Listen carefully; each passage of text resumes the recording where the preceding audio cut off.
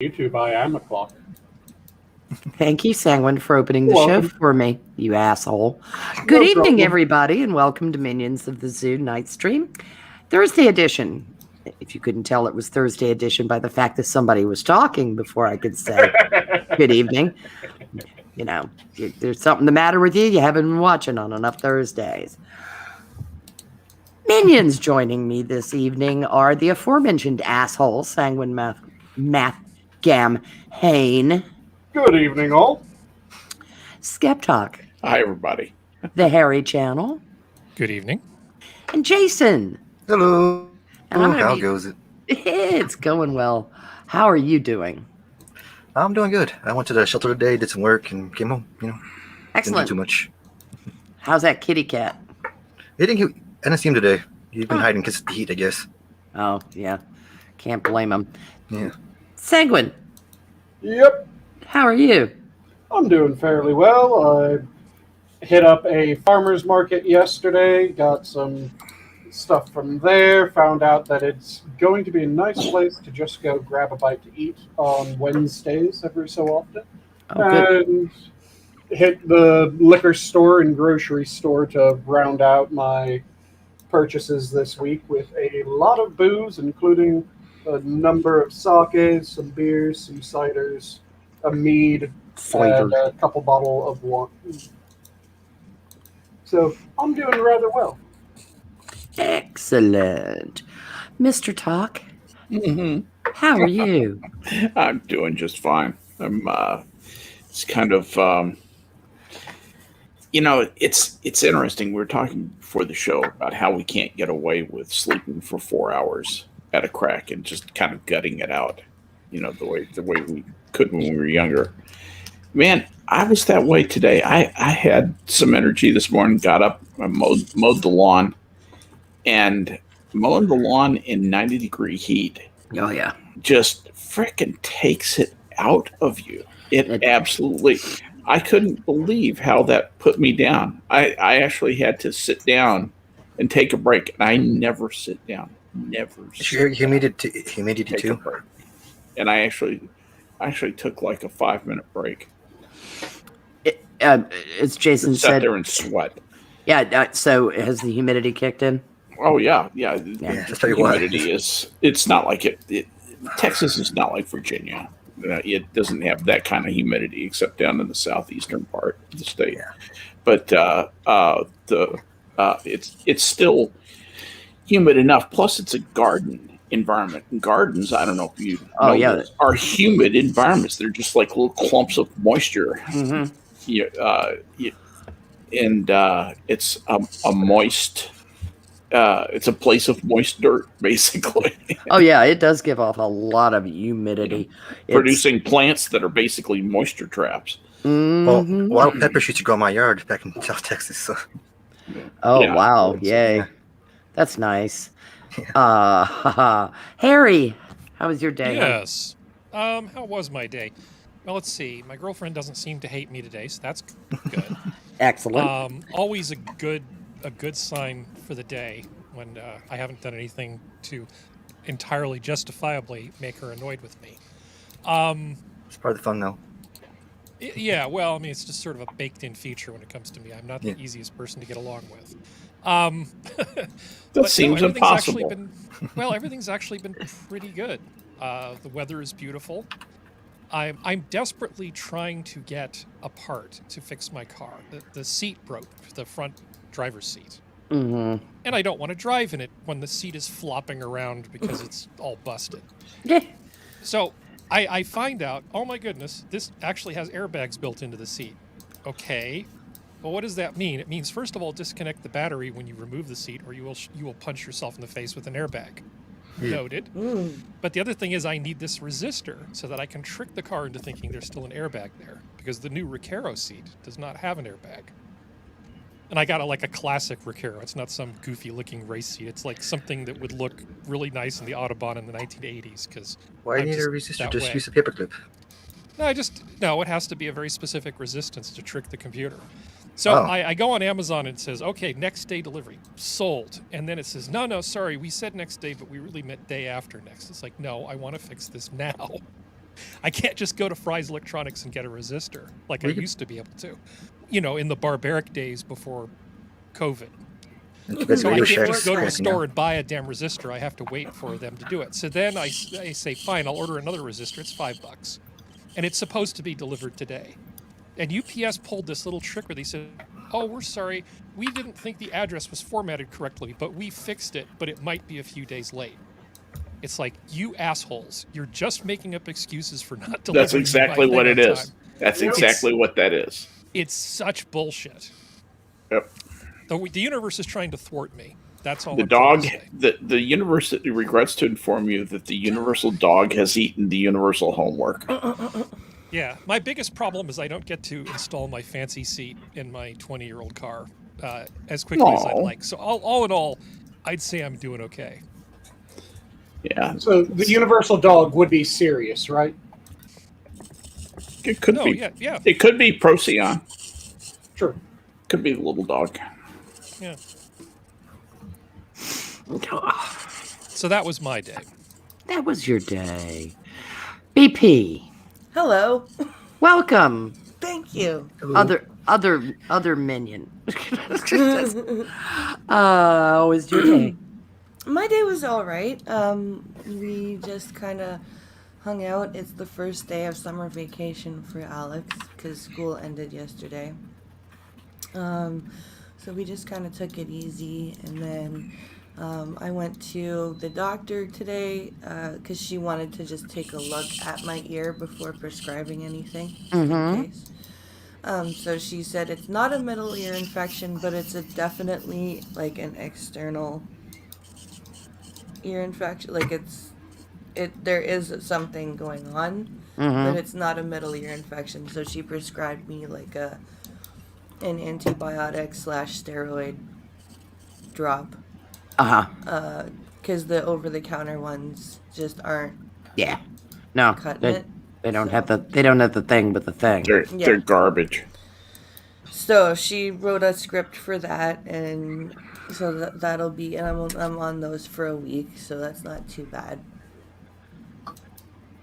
Well, that isn't, and I'm glad it's not a middle ear infection because Yeah, maybe me that too. means that this will, with a couple of doses, relieve your discomfort, and then you Yeah. just finish out the course to put it to bed. Are I'm these glad- are these antibiotics that you're taking? Yeah, and I think honestly, like, because Pincalo was like, get ahead of this now, right? Like, Yeah, he's call the doctor now. Don't wait. Yep. Correct. Because if I had waited, it would have. Yes. Yeah. It would have gotten I worse. wasn't sick then. Yeah. Yeah. Yeah, I've done that to myself with I'm pretty sure, when I'm pretty sure I have an upper respiratory infection, I think, Yeah. oh no, I think it's It's just just a a cold. chest cold that's settled, and they wait a minute. I shouldn't feel this bad, kind of. And yeah, that's so now I shouldn't have to sit down when I went up those 5 stairs. yeah, it's funny. I've had enough experience with upper respiratory infections that I can almost tell the difference between the viral ones and the ones that have gotten bacterial as well as being viral. Well, the phlegm, this is going to sound gross. Yeah, I know what you mean. It tastes different. Yes, there is a mouth. It is taste, but it Notes almo- of ambergris with a big Yes. rich finish. yeah. No, it's just it tastes. There's just different, something it off about feels everything. Different. It's just that there's just that specific Everything about your tightness. sinuses and Yeah. upper respiratory system have that kind of aura to them, and it's the sign, Yep. because you can't tell if it's just a low grade fever, because you can run a low grade fever with a cold.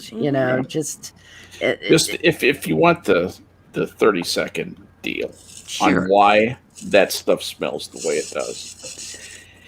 The relative smelliness or bad tastiness of the products of bacteria, which is what you're tasting. Yeah. You're not tasting anything that comes from you. No.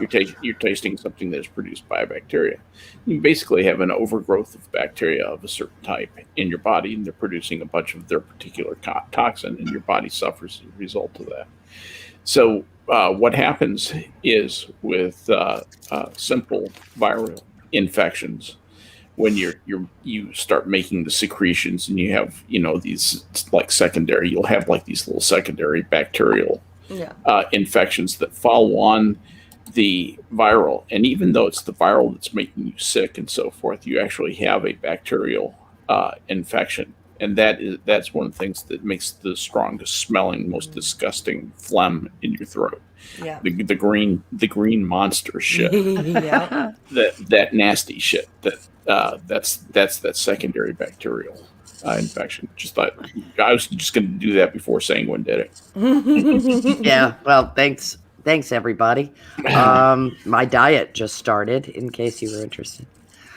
Yeah. It's just, but there we go. All right. I want to clear up something about the title. This is not the end of anything other than my being. You're not doing a Don Lemon. Correct. I am not doing a Don Lemon. I almost put clickbait after the title, and then I said, nah. It's just that I'm stepping down as host. Tonight's my last night. You'll see me. I am staying a backup keeper, and that's almost guaranteed to flush me out at some point. So don't be surprised. I predict you don't make a week. Me too. Without having to step in for somebody. Yeah. I absolutely do not think you'll make it a week. So yeah, I'm not holding out a whole lot of hope, but I don't think you should. I never should hope much in this life. Yeah, I've kind of learned not to be naive enough to maintain hope. Don't be a fool. Yeah, I had ages ago in one of the offices I was in a building when I was working for the collections billing company. The task I had been given was onerous enough that I made a little handmade sign and put it over the door that said "Abandon hope, all ye who enter here." Mm-hmm. And my boss made me take it down, which kind of hurt my feelings because it wasn't an area where clients could get in. And he said, "I don't care. I don't like it." I was like, I'm sorry, do you not like the truth? He didn't even know what it was from, okay? So it was... Did you swap it with Freedom Mock Fry? Sorry. Arbeit Mock Fry? Fry? No, because that I don't make fun of. Thank you. Thank you. That's one gate I won't cross. Yeah. Yeah. But I'll do Dante. Yeah. Dante's Inferno is one thing, but making fun of the very real suffering that millions of people endured, I just can never see the humor payoff there. I think the closest I could get to it is like and Pink Hollow's the same way. The closest we get to it is like if someone is acting Nazi-ish, Pink Hollow will put on the German voice. And he'll that's be like, not what "Well, I'm. But that's not what I'm talking about at all. No, but not like straight up, making fun of the fact that there were concentration camps and stuff. That's I just don't. I don't ever see the humor in that. Yeah. Yeah, it's and it wouldn't have anyway as far as the translation of that because it was an endless pile of claims. It started as 18 months of claims that had never been filed from a charitable clinic. They didn't realize they could have been filing for Medicare and Medicaid. Oh, God. Yeah. And then they went, oh, hold on a second. Yeah, and so my boss said, yeah, sure, we'll do that. And then he hands me the box of claims. This is, by the way, my first experience billing medical claims at all. You got a new job. Oh yeah, totally new and job. You don't know how to do it. totally new job description. And I was like, what the fuck am I supposed to do with these? Because I mean, it was one of those like Hammeril boxes of banker's files kind of thing. Single. No. The stuff you buy reams of paper in. Yeah. Oh, okay. Oh, gotcha. Okay. Of single sheets. Yeah. Of patient visits. Oh my God. 18 months. How many individual claims would you say were in there? Holy shit! I can't remember how much money we ended up generating. That would have given me Not a how better much, idea. but how many individual times did you have to go in and evaluate some guy's claim? That's the number I find interesting here. Okay, 18 months is, let's say, 75 weeks of 5 days a week. Anyone doing the math for me? Thousands. Yeah. It was several 5 days a week at 75 weeks. I'm sorry, and how many weeks? 75. 75 times 5 is 38. 350 plus 25, so it's 375, something like that. 30. And- So yeah, I mean, it was like 33.75 plus, let's say, 10 patients a day. Yeah. How long did it take you to catch up? Couple months. And that's all you did Oh, when you came in.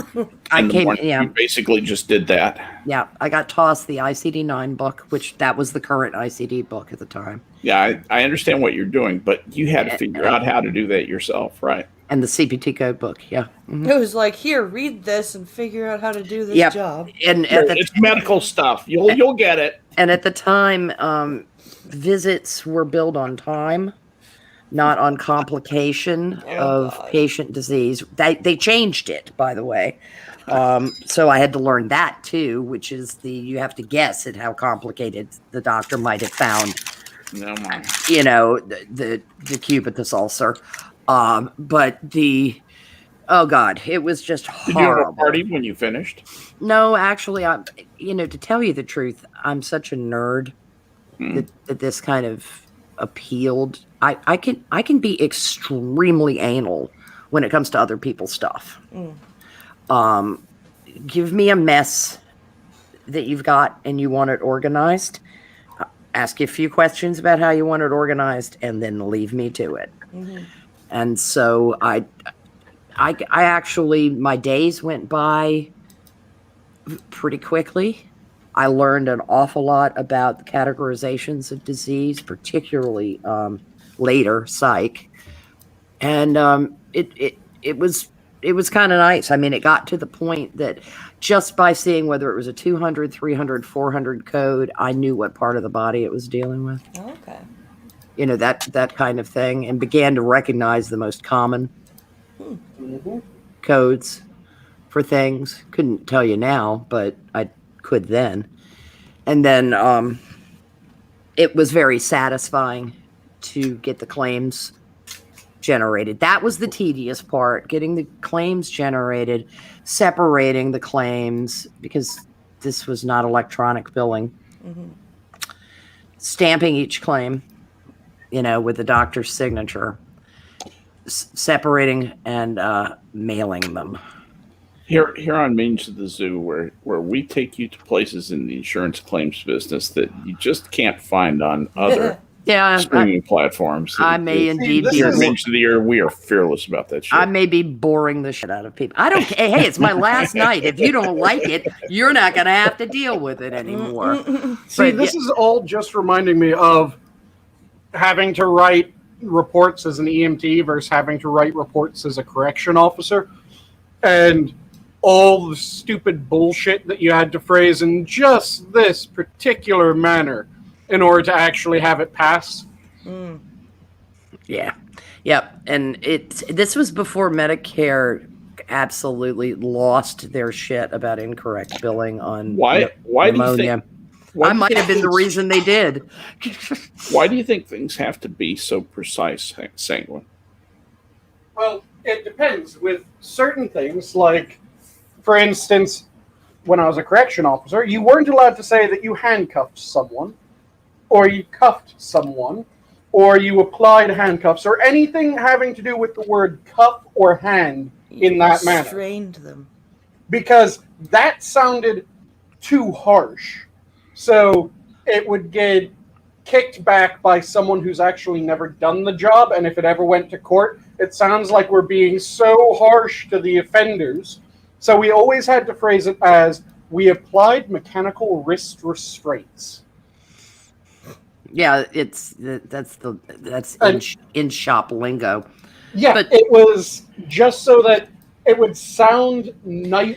A lot of it was to make it sound nicer if it ever went to court. We asked Also- them nicely to leave the general population area and go into more isolated facilities. Yeah, it would be.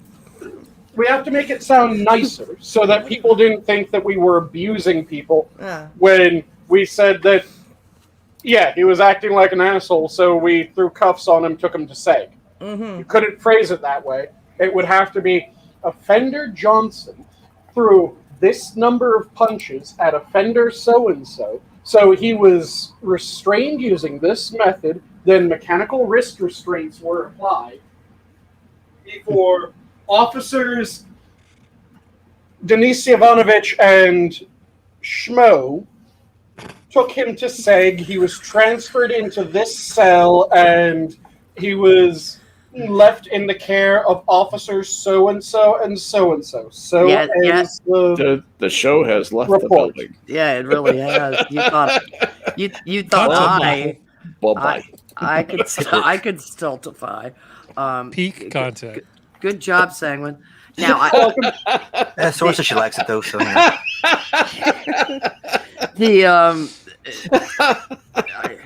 I love how we put so much thought into Denis Ivanovich and then went Schmo. yeah, I was thinking the same thing. It was brilliant. Yeah, that was great. Great fun. A day in the life of Perfect. Ivan Schmo. Schmo. And Bob Denis Ivanovich. Yeah, I mean it's just the Oh, Bob. yeah, for the medical, it's easy to understand why they want precision. It's epidemiological research. It's CDC record keeping. It's Well, there's a need for friends. people to speak in a common way Yes. for understandability. Mhm. That was that's never- the way that's what I would imagine. Yes. That was never the thing that really controlled the EMS report writing. Sadly, the thing that controlled EMS report writing was you have to remember that the person who's dealing with this claim when it comes to a health insurance company, Mhm. mainly Medicare and Medicaid, they don't know the first fucking thing about medicine. So you can't use terms that they wouldn't know. So you had to explain things in the most basic terms rather than use the most accurate medical term. Heart no go. We use shocky device. Effectively. Zappy zappy, patient, Zappy pick you up. zappy. Heart work now. Effectively. So we were having to explain certain things. There were certain words that we were allowed to actually use that were medical terms, but other things we had to Like state. dead. Yeah, other things we had to state in the most basic manner so that the fucking idiot back at the office that actually receives the report would be able to go, oh, his heart was fucked. Okay. Yeah. Yeah, it's Bone sticky out of skin. yeah, it's interesting. I mean, if my memory has come back right, to just to visit real quickly the charitable clinic, I think we managed to get about 15 grand for them, Oh wow. which was a lot of money for a Catholic's charity clinic, because they were, that gave them some room to make some improvements in the clinic, to get actually hire someone to come in and file the Medicare and Medicaid claims Yeah. and that kind of thing, because they were leaving money that they were, I hate to use the term entitled to, but they were for the care they were providing the community. They were providing a service and deserve the remuneration from Medicare and Medicaid, because those are designed to help take care of the marginalized community. And they were definitely dealing with the marginalized community. The doctor who was working there was a saint. He really was. He was a young man with boundless energy and very, very dedicated to his patient care. So he was a particular knucklehead if you had to try to nail him down about something specific with the billing, because he was too busy with his patients. Yeah. All doctors can be very, Did very... he actually care about them? The patients? Oh, yeah. Yeah. Yeah, this was mission work for him. Wow, that's weird. Yeah, I mean, he hadn't burned out yet. Yeah, no, it's just strange to see him. I guess theoretically it's possible for him not to be burned out. Like, I'm glad that, because I've got a young doctor now. My old crappy ass doctor retired, thank God. And yeah. well, it was so bad that I was trying to find a new doctor, but we have such a shortage of doctors in Canada that everyone was like, you have a family doctor, be grateful. And so... Is it just that the doctors are short themselves, or... No. Or literally is a shortage of doctors? They got a fantastic deal from Willy Wonka. They did. Yes, they did. No, they got... there was a lot more money to be made in the States. So a vast majority of doctors... Capitalism is kind of the way that works. So... and Pay then... what you're worth. And then we're bringing in people who, would... There are a lot of people in our country driving cabs with fucking MDs and PhDs because their schools just aren't accredited, basically, here. Like, we don't recognize their credentials.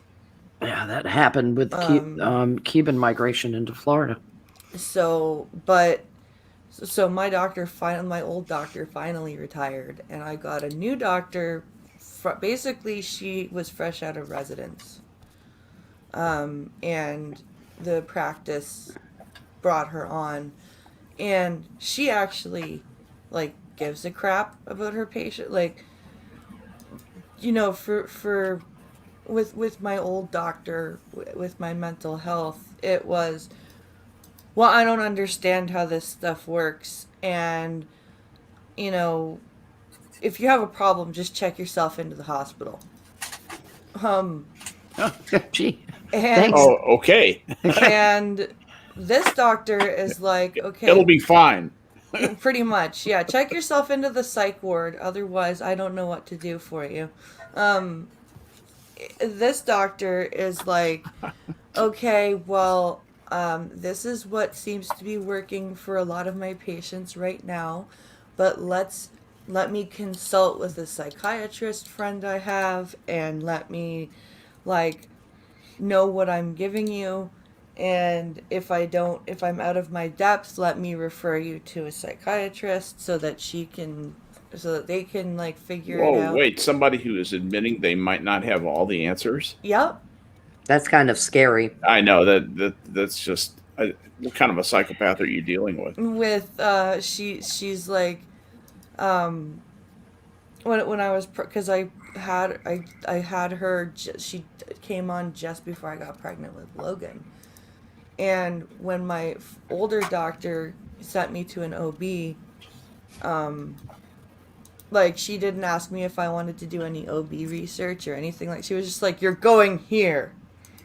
Right? Lovely. The new doctor was like, do you want to go back to your old obstetrician? Do you where do you want to go for your prenatal care?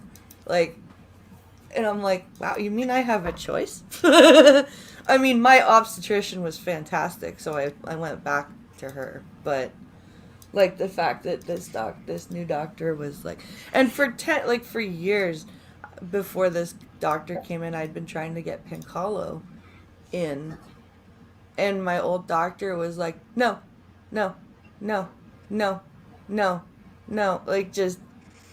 just and then my new doctor's like, well, everyone else, your whole family is here, why shouldn't he be here? Of course he can. Sora had a great, she said, I love this because everything I've heard is true. You got a young female GP. Holy shit, that's a unicorn of GPs. I did get yeah, I know it is the unicorn of GPs. A young female GP, and she's about to have child number 2. So she's like experiencing motherhood and she's got tons of like female patients. Like there's tons of babies that come visit that office. Like, so she's like she's relatable, like, and she's got a very nice like patient. Like, what is she doing practicing medicine in Canada? We need medicine. We need practitioners like her. I know. I mean, that's somebody who's obviously thoughtful and cares about her patients. What other unhealthy habits does she have? Somebody who wanted to be a doctor to help people, not somebody who I know. be a doctor for money. What is weird? Really? Throwback. Seriously? Yeah. That's a throwback to the Albert Schweitzer. So I can pay you in a chick, but with a chicken. The 2 of my mother's friends' fathers were doctors, and her friends were close enough in age to her. Both were born in the 1920s. So that'll give you an idea of their dad's life arc. And there were many a time that they ate his payment. I bet. That was what they did. They made house calls. They did, they weren't rolling in the dough. They did they did well because they always had steady work. Yeah. But for the amount of effort invested to obtain a medical degree, the remuneration.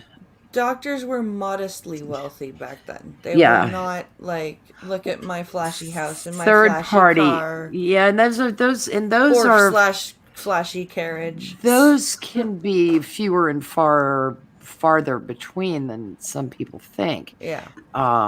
Certain specialties do you guys very well, but others, they punch along and they make a good living, but they were carrying a lot of debt in most cases when they came out of school, and liability insurance for malpractice has skyrocketed. I bet. So and the overhead cost of running a doctor's office is why you see so many doctor farms now. Well, that's why I'm wondering why house calls have stopped.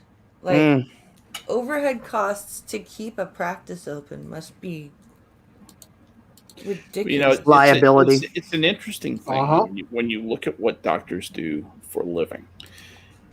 The idea that doctors practice medicine the way that they did even 30 years ago, much less 50 years ago. The idea of house calls is it's kind of an outmoded concept, even though it's a very nice idea. And the thing that you find out about doctors, this is something I noticed when I was at Pfizer 40 years ago, was that they take this group of young people, they put them through the school, they tell them that they're gods, they tell them they're the most important people on earth, and then they give them a technician's job. They give them a job that is about as demanding, and I kid you not, I'm talking about just regular patient care, just sit in the office patient care. That is about as intellectually demanding and as stressful as one of the jobs that it rates comfortably with is being a maitre d' in a restaurant. And that's interesting, but it's not enough to satisfy doctors' minds. That practicing medicine is a very unfulfilling thing for a lot of doctors. No. They don't get that payoff of making Mrs. Johnson feel better. Not every doctor is house. They don't get to diagnose the crazy cases all the time. Or gets the big psychological payoff, every time. Or plus you find those kinds of things wear pretty thin after a while. Yeah. And what happens is they find themselves trapped in a money cage that they can't get out of because they're in debt usually, or they're addicted to their lifestyle, whatever it happens to be, and they have to continue doing this enormously unsatisfying thing with no end in sight. And I think that's where actually a lot of doctor suicide comes from. I used to talk with a lot of doctors who are very unhappy with their day-to-day life. They didn't think it would be like this, and surprise, it's like this, and they feel very trapped. I actually know one guy. I stayed friends with him over the years for at least a while, and he ended up going back to law school. Wow. And getting a law degree, and he gave up practice of medicine entirely. Was a fairly successful attorney in Spokane, Washington, where he had been an ACE board certified internal medicine guy. Huh. Yeah, there's a lot of technical whiz bang. I had a point. I just remembered. I was going to make a point. That my point, and I did have one, was that you realize that you don't have to have a doctor's background to practice as a doctor successfully. You don't have to have 4 years of medical school the way that they teach it to doctors to practice as a doctor. We accept that because we've been told that. But in point of fact, in terms of knowing what you need to know and doing what you need to do, a good PA and a good nurse practitioner is going to be just as good or better on average than a doctor. And part of that is simply they're just more into it. Yeah, they are. They love practicing medicine. Sorry, go ahead. Yeah, nurse practitioners in particular are because PAs, you have that kind of it depends. Inferiority complex, because the nurse practitioners make you feel like shit all the time. Well, it depends on. Where's that nursing degree? Oh, sorry, you don't have one. It depends on the practice. I mean, if you're a PA in orthopedics, you're kept pretty busy. It's different. It's the same thing in surgery too. If you're the nurse practitioner in surgery, you're going to be up to your wrists and patient all. Yeah, if you're in specialty, there's a lot. Very good. There's a lot more going on for the physician's assistants. Because the big thing I think where PAs and nurse practitioners can make a difference is in the general medicine type things, both the family practice and obstetrics gynecology, which is mostly, that's about 90%, probably 80 to 90% general practice. Believe it or not, most people don't realize that about OBGYNs. Most women with an OBGYN, he becomes their regular doctor. He or she becomes their regular doctor. Statistically, it's overwhelming. And Pfizer used to sell that way on purpose. I'm sorry, go ahead. So many women go to the gyno for their physicals instead of their GP. Yeah, absolutely. Yep. Yeah, that's not. Of course, I go to a hospital-affiliated state practice. It's part of VCU Healthcare. So it's the Virginia Commonwealth University Medical College of Virginia. You gave up on Scientology? Yeah, I gave up on Scientology. Gave up on homeopathy, too. Yeah. Even though as a child, I did see a homeopath once. I saw the homeopath my mother grew up seeing. Because what, you mean that diluting something until it's almost impossible statistically to have even a molecule of it in the final solution? Diluting it? The less time you spend with that kind of doctor, the more effective the treatment. Yes. That's true. Yeah, that sounds like you're a homeopathic phobe. I am. You want to know something kind of funny? In Oregon, this is like probably the only thing I know about medical billing that's even remotely interesting. They actually decided that for the state, if the state was going to pay for something, it had to be evidence-based. And everybody said, oh, that sounds like a good idea, until they realized that suddenly chiropractic wasn't being covered, and acupuncture wasn't being covered, and aromatherapy, and just a whole list of alternative treatments suddenly stopped being covered. And some people were like, yes, this is excellent. Others are like, hey, I feel like you just you tricked me. I was enjoying having the state pay for alternative treatments before, and then not so much. I think some of the resistance that we see in medicine to certain practices kind of came from the wall that they built up to keep the heterodox thinking out. Yeah. Both financially and in terms of everything else, because ultimately there was a lot of, what would they call it, complementary medicine. They would have these different programs at schools, and I think they decided to put medicine, right, and so they would have these programs where they would engage in sort of a combination of traditional and non-traditional treatments for things, and you don't hear about that stuff nearly as much as you did about 15 years ago. Yeah, the trend. It's like they wore successfully beat it all back. But then you get into a pandemic, and people won't are afraid to go off of what the CDC says or the FDA. You just made a really good point. You just made a really good point. When did you see since crystal healing is so effective?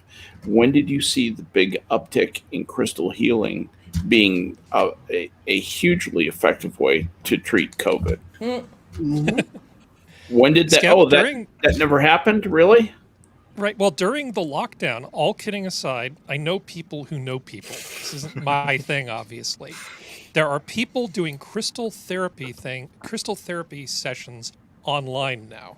Oh, God. I don't know how this is supposed to work, because it's like they have this big lamp thing, and then the light's supposed to go through the crystals. Some of them put the crystals on the body at the chakra points. There's a bunch of different ways this P.T. Barnum bullshit is pulled off. But so somehow people were actually charging folks for online remote crystal therapy during COVID. I'm not kidding. Man, this is a thing. I did not know that teledildodonics progressed enough that you could fuck someone over the internet that well. Yep. Yeah. Teledildodonics, yeah. This crystal looks kind of funny. Yeah, it's not shining very much. What? You gotta rub it. Well, if you use a dongle,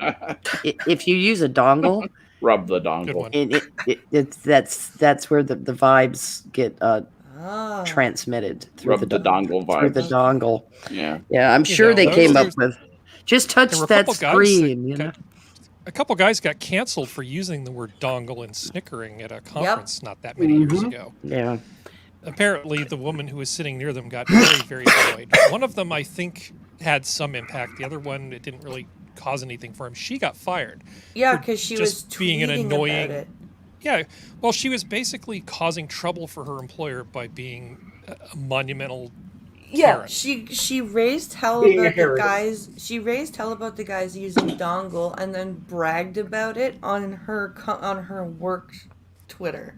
Get smart. Yeah, and her employer was like, goodbye. Dongle's a great word. It's really it is funny. An awesome word. It's a great word. It's right up there with nozzle. Please absolutely. Calibrate the nozzle. Nozzle calibrating. Yes. The nozzle has been calibrated. So do we have funny? That is just funny because the word nozzle.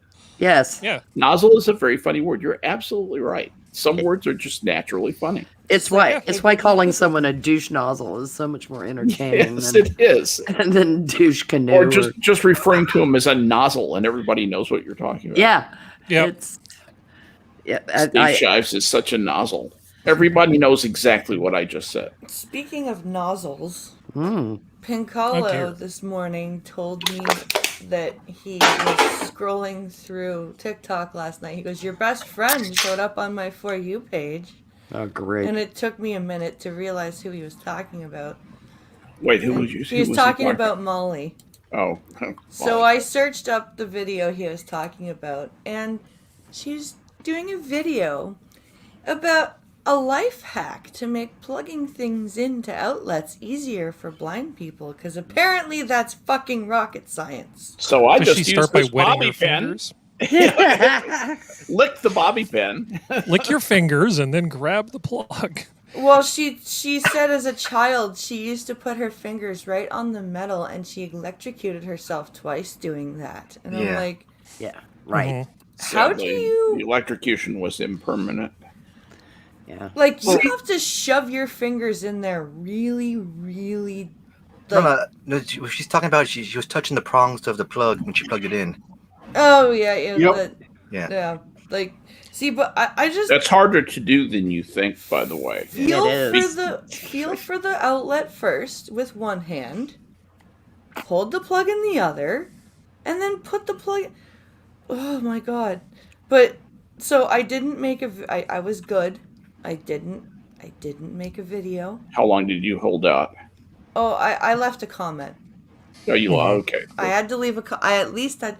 I told her, I said, it's videos like this that enforce to sighted people that we should be infantilized. You're just plugging something into a wall. It's not Blind. rocket science. Blind, do you mean that not all blind people use the fork trick?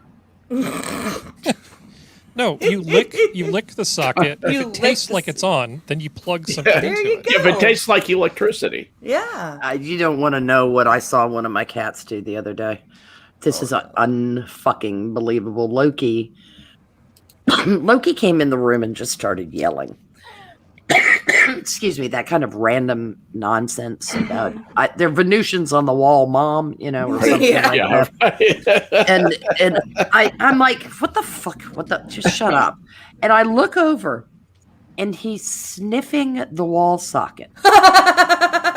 And he's dedicated to sniffing the wall socket. And finally, I terrorized him out of the room. I jumped up and I screamed that I don't care if you can smell the fucking dragons in there. Get away from the goddamn socket. Because, seriously, His wet nose was probably causing him to get a little bit of a tingle. A little electricity rush. dumbass. See, this is just reminding me of the one time that I got a fair bit of current through me was when a wall plug shorted out as I was trying to plug something in. I was between two heavy Ethan Allen pieces. Do you guys know what Ethan Allen pieces are? Oh, yeah. Mhm. So, for those who don't, heavy wood little... Continue on. But I went to plug Furniture. something in, and it arced from the wall Ooh. straight to my knuckle, and I flopped like a fish in between the two wall or in I between bet the you did. until How wide was that gap? The spark gap. it was. If I had to guess, I was somewhat blind. It was probably when I was maybe a quarter of an inch from the plug with that knuckle. Oh wow. So what was the gap that the spark jumped? It was either Was it half an inch or a quarter inch or an eighth of an inch? It was either a quarter of an inch or it might have been an eighth of an inch from the Or metal plug. it could have been anything. Okay, I got you. Well, if Well, it's it's either a quarter from the knuckle to the wall socket or an eighth from the cross. Yeah, exactly. the 129 won't kill you. It'll Thursday. just give you a nice little shock anyway. It's the 240 that you have to worry about. Yeah, it completely shorted out that breaker. Avocados. Yeah. Yeah, I had my hand was damp when I was a kid, Yeah. and I plugged in the Christmas tree, and the kind of plug it was an old extension cord. Yeah. Mhm. When things were real safe in the 50s, y'all. 2 prong, yeah. Yeah. And I and did all I something. remember was the flash, the smell, and then my mother running over to me. My entire hand was blackened. Oh. I wasn't burned, but my hand was blackened. And of course, I'm screaming bloody be damned because my hand's magically blackened and I was a couple feet from where I had been, in that I got sat down Hard. Yeah. hard. And I swear to God, it took me, I was about 5 when that happened. Every time I plugged the Christmas tree in until I was about 14 and had a little chat with myself about how retarded this was getting, I did it. I'd line up the plug and then I'd wince and turn away. I just could not plug it in if I was looking at it. And I mean, it was like this total, wince. And because I kept waiting for it to happen again. I did something similar to myself. We lived in a house when I was growing up that was very old. It was like 100 years old, like very, very old. And it also had the 2-prong outlets. And it was very much everything was fuses. Like, and I was having a bath and I was done with my bath and I hadn't dried off properly. And my tape player's cord had fallen out of the plug. Oof. So I went to plug it back in, and it wasn't as bad as yours, but I tasted electricity, because it went up my arm and I got this weird taste, like my whole body just went, right? It was weird. And it scared the hell out of me. But you only ever do that once. Well, the thing I was going for in talking about how wide the gap was that the spark jumped. I don't know if you guys know this. The human body cannot feel electrical shock. It doesn't feel it as a shock until it's like 3,000 volts. Oh, that's What absolutely is true. that Now, feeling what that you you're can feeling? feel, what you can feel is you can feel electric current at Okay. lower than 3,500 volts, but it doesn't feel like a shock. The first time it feels like a sudden shock, that thing that that static electricity when you cross Yeah. a shag carpet. The those typically are anywhere from 5 to 40,000 volts, Wow. but they're very, very small amounts of current. So the power, which is the current times the voltage, the electromotive force, if you take those two numbers and multiply them, you get wattage, which is the amount of power. And that's the total amount of kapow that you feel. But you have to have a certain amount of electromotive force. Think of it as kind of the water pressure of the electricity, if you wanted to, and that's the voltage, in order to feel it like a shock.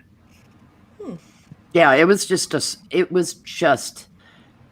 I could feel my a tongue flash tingle. for me, and I'm sure the fuse blew Ooh. because Well, yeah, you would have drawn too much current. and Taking that bad boy down instantly. so it was, and then I was just sitting on my ass with a blackened hand, and surprised. Did you get a third-degree burn on your hand? No, Oh, okay. You No. said blackened hand. it was as if you had taken soot and covered my hand. Oh, really? Okay. so was it like your hair's It was flash black burning? from something else. The black came from something else. Probably from the water, that got burnt off. Well, the water wouldn't leave soot, whereas if it was like the hairs on the hand Maybe got it was sooty suddenly water. I don't know, man. It was Florida, so the mineral content of artesian well water is pretty impressive. But it's just it was soot. I wasn't Dirty, I wasn't burned. But it was I don't know, maybe I took some of the paint off the plug. Soot's an interesting word. That was a word that really caused me fits when I was a little kid, when I was in about the 3rd grade. And suet, SUET, and Yes. soot, SOOT. I thought they were the same word. And I thought one was related to another. So I thought somehow pudding and outdoor pollution were related. Oh. Okay. Yeah, or what you put out for the birds. Right, exactly. Yeah. So Sweep out the chimney and put it out for the birds. Right. Exactly. Birds aren't eating the stuff again, Dad. Yeah, it's just can't imagine why they don't like cinders.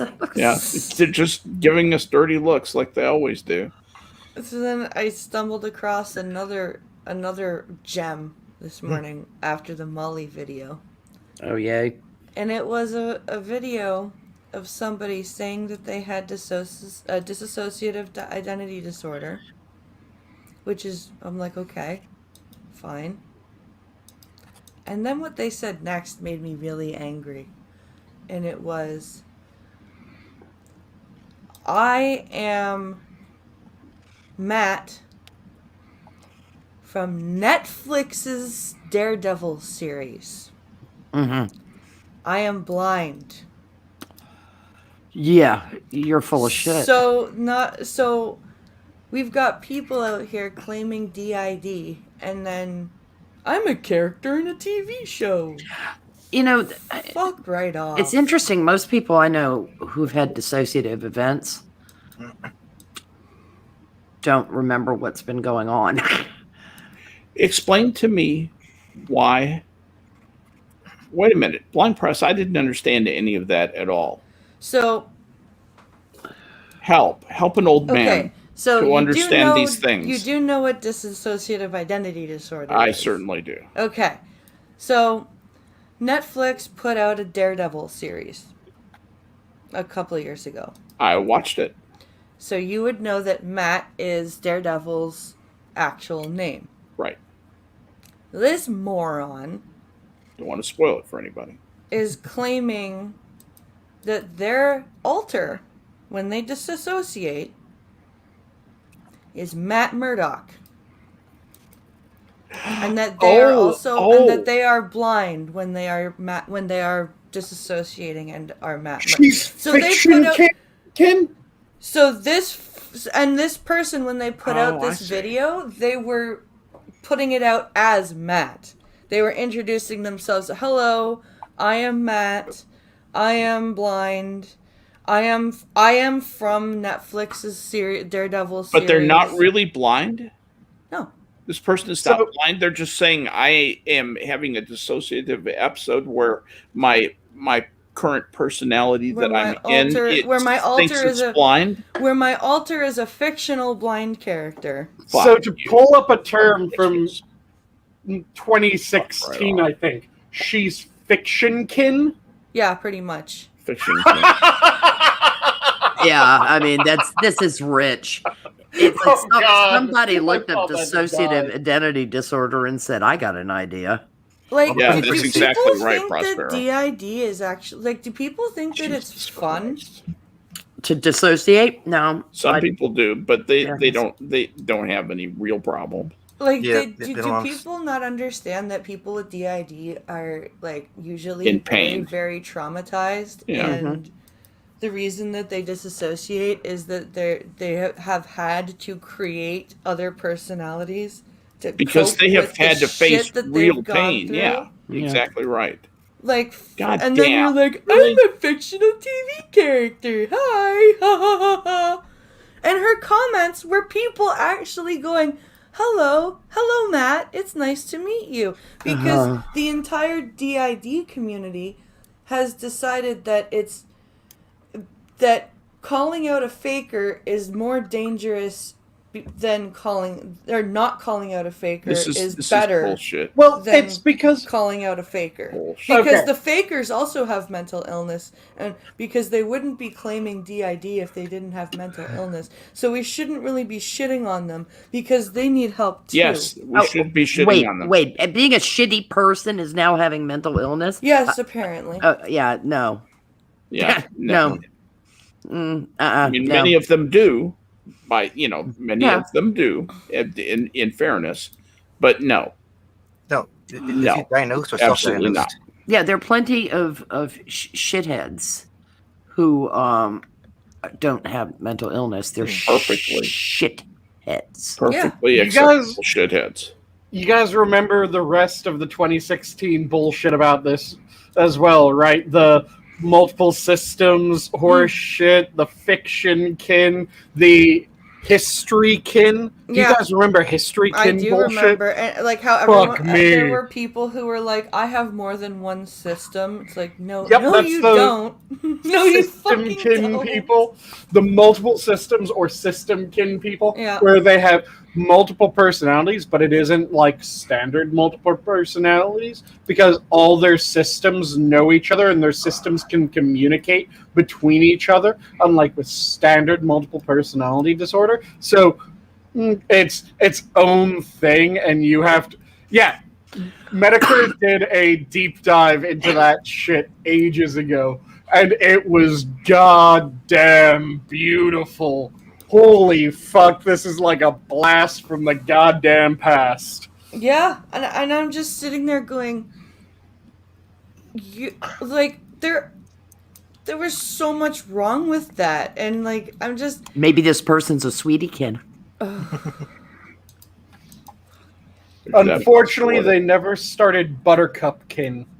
Yeah, but maybe it's one of his sweeties who just got an interesting idea to be Matt Murdock from Netflix. yes, very specifically yes. Netflix's Daredevil series. That's right.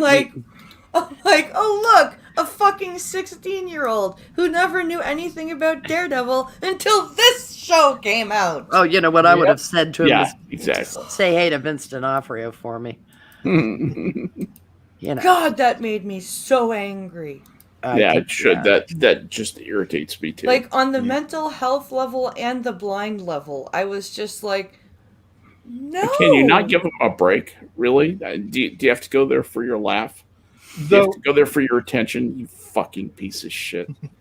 The part of me, the fucked up EMT / correction officer sense of humor, is just waiting for a rebirth of the shit that was happening in 2016 with that, where people were fiction kin and they were getting pissed because people weren't shipping them with the right people, and they should fucking know because they're the fiction kin. They are that character, so fuck you if you think that they would be into this character. They would never be into that character. Just what the fuck, this is amazing that it's returning. It's not amazing in the actual sense of amazing. This is amazing only in the fucked up sense of humor. In the lol-cow sense of the word. Yeah. Yeah.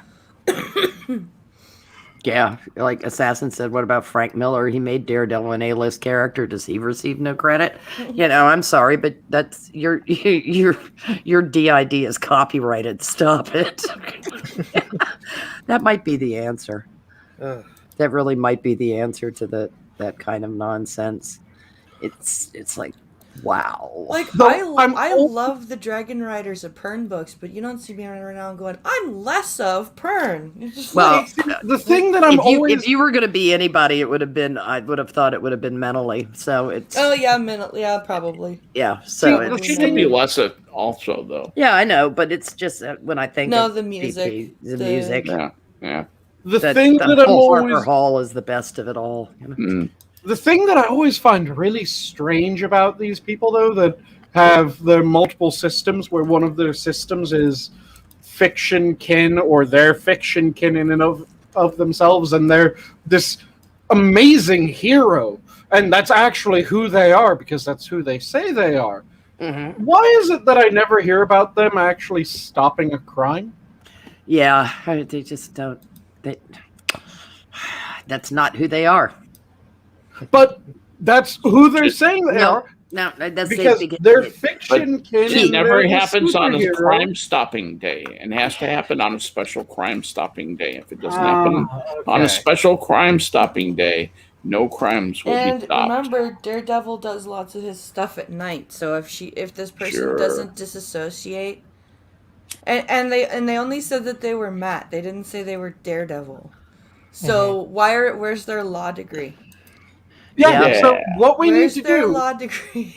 what we need to do is, if we really want to fix up Chicago and its crime issue, we need to find all the people that have alters as fiction kin, and they're these superheroes as their just unleashed them all on Chicago. And we need to make sure that all of them move to Chicago. With that many superheroes and that many people with those alters, I mean, how would crime continue? Sure, you might not get the day where it's Daredevil that stops you, but you'll at least have fucking Batman there that day, or it might be goddamn Clark Kent shows up. You never know who the fuck's gonna show up. With that many superheroes, you'll end Chicago crime in a single day.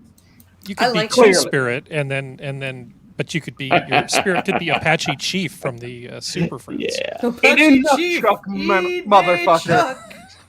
In a nutchuck. So that would be a twofer, wouldn't it? Two spirit and fiction kin. Yeah. So if you have a alter who is a fictional character from a Netflix series, and then you fail to pay your bill and you lose access to Netflix, what happens? I think that's now considered a I hate like crime. that, Harry. Your I'm character just trying to ceases think to this exist. You only You have exist an existential in the ether. crisis of a financial. Yeah, no kidding. Oh my god. All right, I need to head out and take some my eardrops and go to bed, but I wanted to come and hang out with you on your last night as keeper. And if you are ever needed as backup keeper, shoot me a DM and I'll come and try and help you out. Thank you. You're welcome. Thank you. I appreciate that. I appreciate all the times that you've been here. You've done it a lot when I've been backup keeper too, and I appreciate that. It's always nice to know somebody has your six. Yeah, for sure. Yes, doesn't that Really mean a is. lot? Means a great deal. Well, BP, you got some stuff you want to show I Tootsie? do. So tomorrow I'm going to do a coffee stream at noon Eastern. And I will also be on Twitch at 11 p.m. Eastern tomorrow. And I hit 100 Twitch followers last night All right. while I was live. Damn. It was Awesome. awesome. So I'll be doing more practice for the Evo qualifier. And on Saturday... Keep thinking those Twitch thoughts. On Saturday, we'll be doing the Star Trek stream, and Functional actually came up with a really good idea yesterday. Trek Tech. Oh. The stuff that inspired actual technology and the stuff that we want to see happen. Yeah. Yeah. Like, So that's that's- what we'll be talking about on Saturday, is Trek Tech. Good idea. Anything from like the pad to the tricorder to like stuff that's already heavily influenced by Trek to what would we love to see happen, like medical technology, propulsion technology, like So social justice workers that all look like Deanna Troy. if you mean like using those to test the airlocks, yes, sure. They have Gates can't see McFadden's you. personality. Yeah, funny story. I finally realized that Borg is short for cyborg. Oh, really? Yeah, it took forever to realize that. Wow. Well, it's just because they created them as this. The Borg, Yeah, yeah. the Borg that it's. Well, I hope you have an excellent stream because that's a great topic. I have seen documentaries that tackled it several years ago, but I think an updated look at it would be good. Just talking about the origins of LCARs and all the stuff that Michael Okuda did for TNG, it should be a pretty damn good stream. Yeah, I'm Yeah. excited, and I'm glad. And that was a great idea by Functional. So, can't wait to talk about that. So. Yeah, sounds fun. You could also do a stream of all the technology that only appeared on there once. Yeah. Oh, to the multi-phase tractor beam. We only knew you so briefly. Your agonizer, please, Mr. Kyle. Yeah, what was the thing that reduced people into the hexagonal or polyhedral Cubes. Yeah, there weren't cubes, but they were like hexahedrons or tetrahedrons. I thought they were actually cubes, but that's Andromeda Galaxy technology. That doesn't count. Okay. Yeah, but you can. You're crush, thinking of the TOS one. You can turn them. TOS one. Yeah. Crush one The of one them. with Were they Barbara cubes? Boucher in it. Yeah. Yeah, I can't remember who was in that. So it's not one of the ones that It was the one where one of the red shirts gets dusted, basically. Yeah, exactly. They crush the cube, and it was the chick too. They killed the chick. They killed the chick and brought the black dude back. That's right. No, that was a back. great episode because Barbara Boucher was in it, who was just was smoking hot at the time, and I can't remember the lead male guy who was on, but he was. There were a lot of good guests on that episode, and Kirk. Oh, the overacting was so beautiful in that episode. That was a great one. Though I digress. Sorry. All right. Have a great night, you guys. Have a good one. Night, sweetie. Sleep well. Have fun. Good night. And I just I'm want to trying to respond remember to who- something that Serenity By said any other name? real quick, because Serenity said that they would never, or as if they actually pay for Netflix, they would never. Of course not. Their mom and dad pay for it. Oh, hey, that's me. That's you. Welcome, Hey, Doc. Funk. Welcome, Dr. By the way, I Let me think, out I of the think cage, finally. the episode we were thinking of was by any other Net name. Yeah. I muttered that while. Oh, I'm sorry. Yeah. I shouldn't have brought it up. No. It's just I was trying to look it up and couldn't manage to. I got Barbara Boucher typed out and got that. Memory Alpha. So it's Memory Alpha technology. Mhm. Woohoo. How exciting. How are you today, Dr. Functional? Good. I just actually finished baking some fresh bread, some buns for hamburgers for tomorrow. Awesome. Put those on the kitchen grill. Because I don't have a barbecue. Live in an apartment, you can't really have barbecues. Mm-hmm. And Not on actually, purpose. I've been really turned on to what's his name, Steve Bannon's podcast of all things. Really? And it occurred to me today. It's like how can in our political climate somebody who is self-acclaimed so far right and somebody like myself who is middle of the road left agree on so many things and look at the political landscape and go, what the fuck? Oh, well, that's because the territory is crowded that does not make up the far left now. We've all been compressed into a tiny little box. I'm not sure how far right Steve Bannon really is. Yeah, Well, yeah. everyone I to mean, the it really right depends of- on the definitions Yeah, of those terms. Oh, yeah, because But, I mean- The problem is that everyone to the right of Mao Zedong is now considered far right, To those and people, Mao sure, is sure. considered center right. But the system itself is the problem. It's set up that there's really only the singular party, and the people who are our betters are controlling everything. Doesn't matter, Republican, Democrat, liberal, conservative, doesn't matter. These are the people who are just in it for the money. They're making money hand over fist, no matter what happens. Stock market goes up, they make money. Stock market goes down, they make money. Oh, and when you said our betters, that was in air quotes because it's the. Oh, that was sarcasm. Oh, yeah, completely. yeah, it's Fuck the- these people. They're well- ruining modern. Well, we've had what Thomas Sowell dubbed the vision of the anointed, kind of merge with a long march through the institutions, and they've created the singularity of fucktardery that we call the far left. Yeah, where we should be going for the singularity of man and machine, but that's. No. And, yes, I want to augment. no, Bring on the machine no. parts. No, we're not talking about that tonight. I don't care. You can talk about that on your stream and make Harry send me notes going, Jesus Christ, I'm going to kill myself. But not on my stream. He's talking about his robot dong again. Yeah, I know.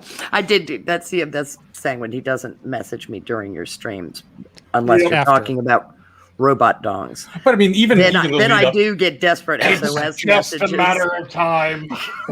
even the lead up to that thing, that end game, let's call it. There's a plethora of devices that we use today that can be integrated even better. Like, think about the innovations in pacemakers. People can monitor the functionality and the stress levels of their pacemakers. Like, are they getting too stressed out? Is the pacemaker kind of going, hey, calm down a little bit here? Or, hey, there's a valve is actually coming loose. Let's send out a warning. Go to the hospital and get that checked out and blah, blah, blah, blah, blah. So Automatic insulin pumps. I'm just picturing the valve coming loose as kind of like a butterfly on a carburetor. yeah, that's kind of what I was thinking too. It's just I'm not sure. What it you works need is quite like a that little, way. like a little sort of nanite Zamboni that just keeps your arteries cleared out. That too.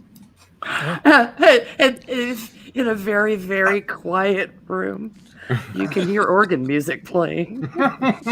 Din, din, din, din, din, din, din, And then din, there's din, the din. nanomachines that they're currently trying to develop as hunter killers for cancer cells. Which, have any of you guys heard about those? Because there's one that's really fucking cool to me. Yes, and Nerd. scared the fuck out of me.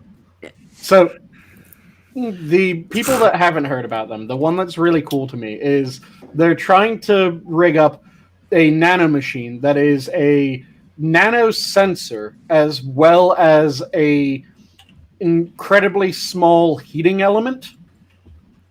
And the sensor is meant to pick up the density of certain chemicals that are released by cancers. And once it picks up that density of chemicals, meaning that it's fairly close to the cancer releasing it, it's meant to trigger the heating element, cooking the cancer, and breaking down the chemicals. Once the chemicals break down, it flicks off the heating element. Who's cooking And pork chops? Continues moving around the body until it picks up another density and flicks on again. I smell bacon fat. Doctor, I smell burnt toast. Wrong nanobots. Yep. You have to admit, that's fucking cool. It is. It is. It's an ambitious goal. I think achieving it, I think the engineering is where the devil's going to be on that. I think it'd be very hard for us to actually bring something like that about, but it's an interesting idea. Yeah, they're also trying to do similar ones with. Everyone knows they've been promising flying cars, just so you know. Since I was a child back in the 1950s. We could have flying cars, but the logistical nightmare. Flying cars any month. Yeah, flying cars, the main problem are the they drivers. also told us to duck and cover, buddy. I mean, the 50s were full of some interesting Have ideas. you seen the people on Twitter? You don't want these people driving flying cars. George Jetson can drive a flying car successfully, I certainly can. The other thing that's really cool is, you know how there's a bunch of different chemicals that have been found to cure cancer in a petri dish? And I've covered it before. Everything, or damn near everything, can cure cancer in a petri dish, and 9 mil can cure cancer in a petri dish. That doesn't mean you go through the onco ward popping off shots saying, I'm curing cancer! But well, I mean, since you put it that way. One of the other ideas that they're working on is, again, one of the chem sensors that has just a small quantity of the really nasty cancer drugs. So it hits the point where the chemical density is great enough and it releases the small quantity and then fucks off. Yeah, the highly targeted chemo that they're heading. They'd love to take it to the nano level. I mean, they're getting better at not killing. Dosing and administration.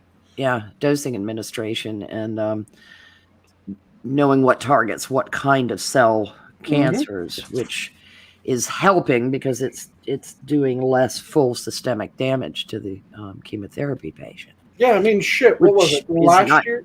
But that's a hell of an improvement from the old cobalt treatments. Was it last year or the year before? Shit out of people. That they okayed the first synthetic hunter-killer cells. Or not really entirely synthetic, but modified hunter-killer cells. Nice.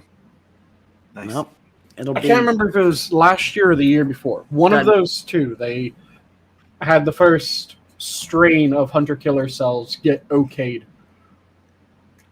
Well, that's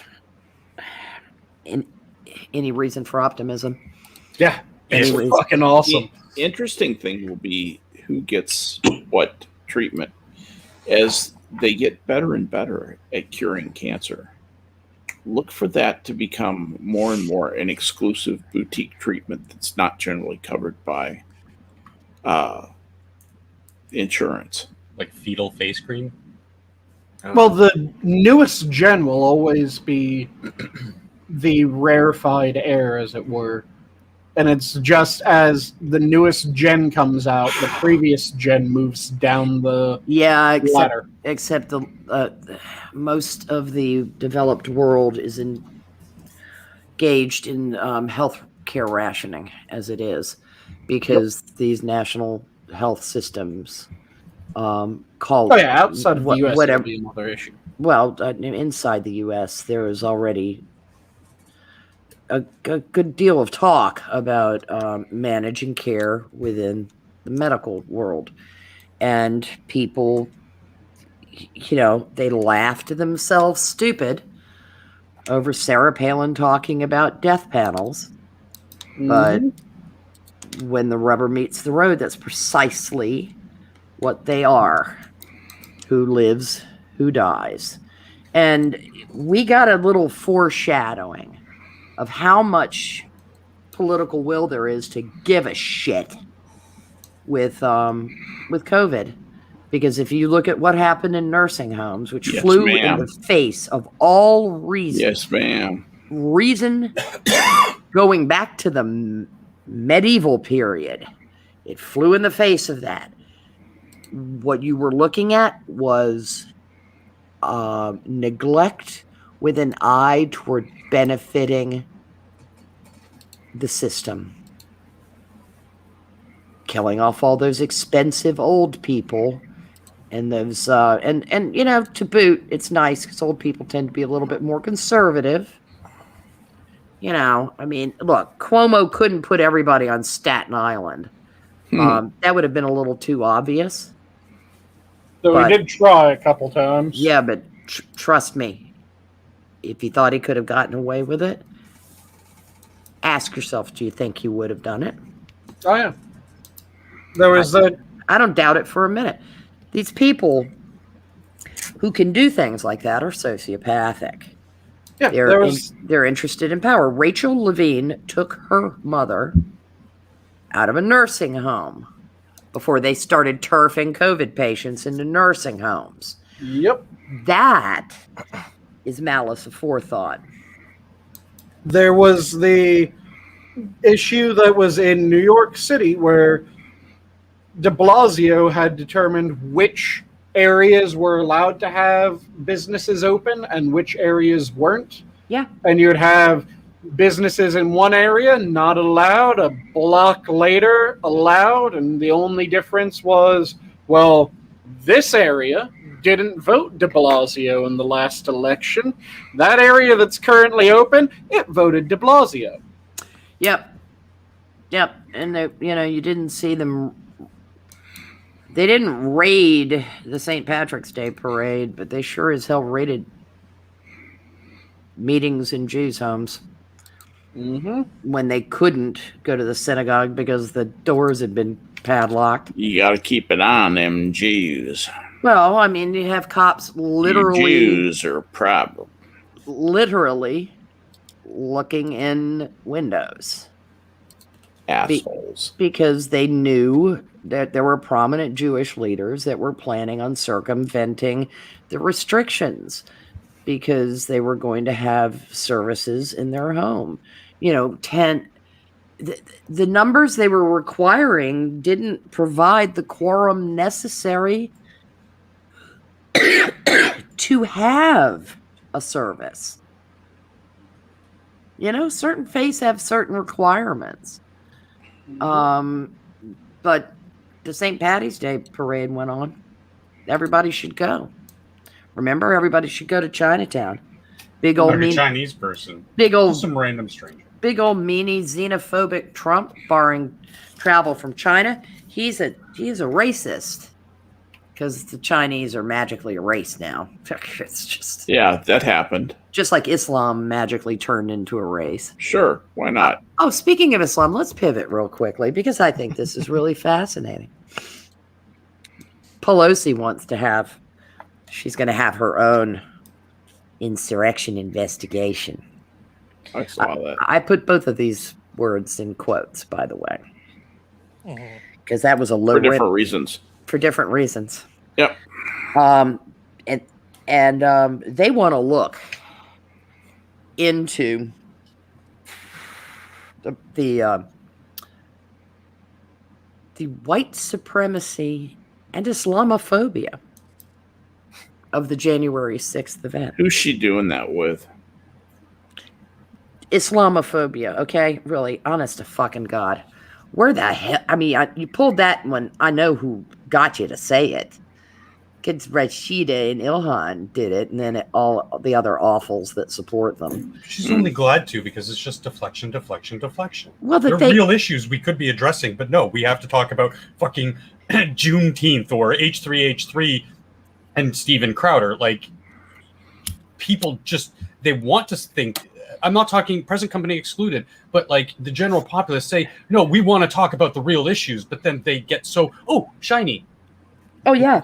Well, that's It's not the news cycle either, Prospero. Like, the internet has opened that up quite a bit, and it's kind of telling. There is that filter, but it's kind of telling that most people just don't give a shit. No, they don't. That's why I hate democracy. I think we should just live under a totalitarian regime. Whoever's got the biggest gun, the biggest dick, whatever. I don't fucking care. Just that was a joke. That was a joke.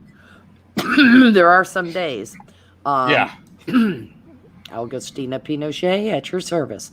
But the whole Islamophobia thing, I thought, that's just hilarious. It's like, thanks, Nance. Thanks, Nance. You know, at least she's not examining all of her party sins, because let's see, they seem to have a fair number of white supremacists, given how they keep talking about how the poor ignorant Negro can't get an ID. Holy shit.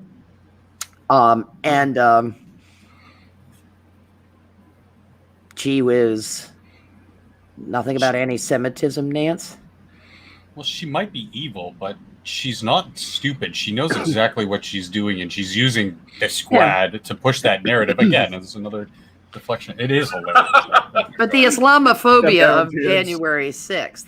I'm like, what Islamophobia of January 6th?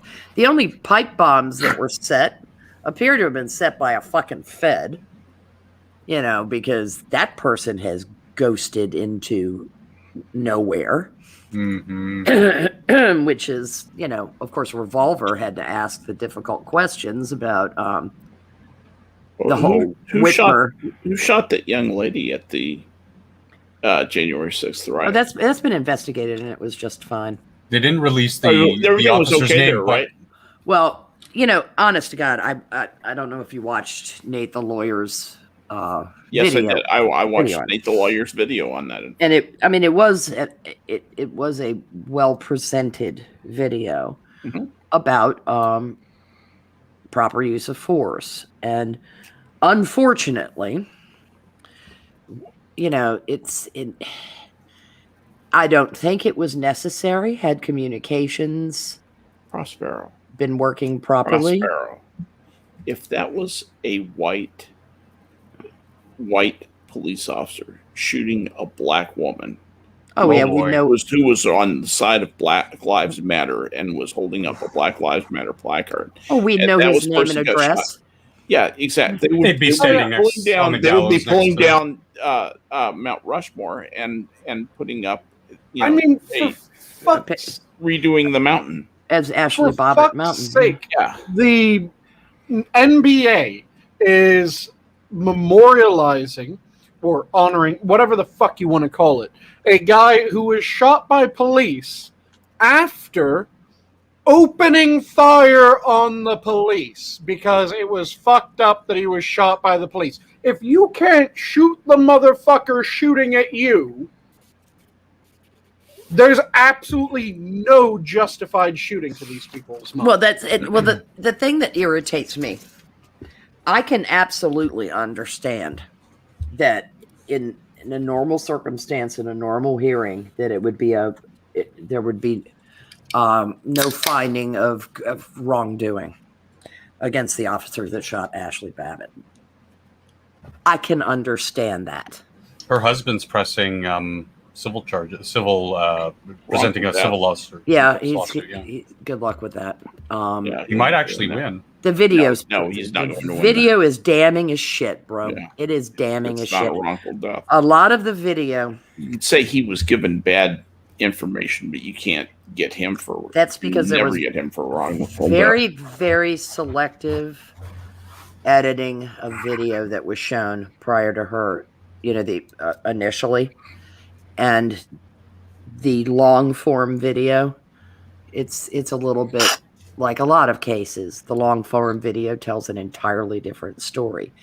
Skep, you and I had talked about the fact that the guy kind of emerged and just fired. Yeah. On the long-form video, you see him very clearly. He's regarding the situation the whole time. Yeah, and it was absolutely clear to the people on the other side of that door that there was somebody there who was armed. Ms. Babbitt was not to be deterred. Yeah, you had a lot of bad things come together right there. I do think that you had a guy who was in the mode of, oh goody, I get to shoot one of these right wing yahoos. All they have to do is come through there, and I have orders to shoot. Oh goody, Yeah. oh goody, oh goody, and he got to get his little rocks off. So that happened. I think that happened roughly that way. But the other thing that happened was you had the enormously arrogant bunch of people, a bunch of yahoos, really, a bunch of ignorant, arrogant yahoos down there, poking around and just generally pissing off the people who work there, vaguely threatening them and certainly pissing them off. And it's easy to see how that happened, but there's not going to be a wrongful death suit that's going to come out of that at all. The criticism I would have after seeing the long form video would be the communication failures within the Capitol Police. Oh, they should have put the guy out there and said he's a hero. Well, I don't mean that. I mean the fact that there were police coming up the stairs behind this group, because when they arrived after she was shot, initially one of them was aiming his gun downrange, which would be other side of door where shot came from, as if he did not know where the threat was or who had shot her, which meant the dude that shot her was not in communication with the cops that were on the stairs. There was no clear channel communication about, because there would have been not that moment. So, I mean, there certainly would have been no reason for him to shoot her if he knew that the police were, the other group of police armed were all of 5 seconds away, because they're there right after she hits the floor. And so he would have had no reason to shoot, because they would have been able to contain that group very easily, because it was 5 or 6 cops. And that group was, by then, most of them, the minute they saw the guy's gun, and you heard, there's a guy with a gun on the other side, we need to stop going on this tape. And so it's a bad scene. It's an unhappy thing to see. Some people have been architects of their own fate in this. If you are screaming, burn them at the stake and hang Pence, and smashing through doors and windows, trying to get to where Congress and Senate critters are being protected, bad shit's going to happen to you. It just is. That's basically what happened. Play stupid games, win very, very tragic prizes. The restraint that was shown outside the Capitol, outside the White House last summer, was rather remarkable, because given the injuries some of the Secret Service took from objects being thrown at them and the assault by protesters on them. Yeah, it was almost at a level that some of the police take from the Black Lives Matter protesters during the summer. They could have easily and very rightfully fired into that crowd, particularly after a projectile strikes an officer in the head and takes them down. When you are throwing objects hard enough to severely concuss an individual, you are attempting to kill them. And they could have used lethal force, but they didn't. So that's my problem. You've got one very violent scenario in front of the White House, and then you've got a little corridor full of yahoos behaving atrociously in the other. Yet the secrecy regarding the investigation into this, it's like they're doing it by design, because they know they can wind up conspiracy theorists. They just, any other shooting anywhere else in these United States by an officer, and we would have known his name, his marital status, how many kids he had, where he went to college, high school, and where he lived. That's what Aaron Babbitt is suing for, though. It's not a wrongful death case. It's he filed for a FOIA. They ignored his request, so now he's suing the DC state capitol to obtain all the documents of the investigation. Okay. Yeah, Well, because say what you want about the situation, he should have the right to know what the hell happened. with We his all wife's- should have the right, since that was an employee of ours. That's true too, yeah. And that is our building. I hate to point it out to those assholes that swear to God that they own it. Well, they are our betters. But But I think the American public does have the right to know. And if it will put paid to conspiracy theorists, it would be very nice. It serves the interests of the Democrat Party to have those conspiracy theorists. So you could have a prosecutor, basically, at the arraignment of one of the people who has been in jail for 6 fucking months, go on and on and on about how involved this guy was with QAnon. There's no criminal statute against being involved with QAnon. There's no criminal statute against thought, and there is no criminal statute in that argument being cited. You guys haven't outlawed white people yet? Yeah, What's wrong with you? not quite yet. The Working on it. that's not making a case that the guy is a danger to society at large. No, he was doing his job.